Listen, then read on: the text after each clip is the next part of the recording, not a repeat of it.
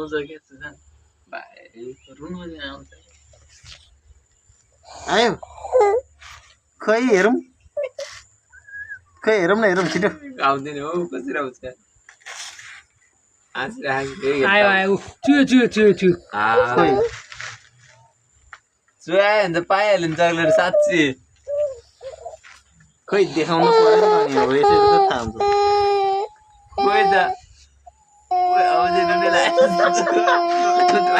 अझै try hard ल दादा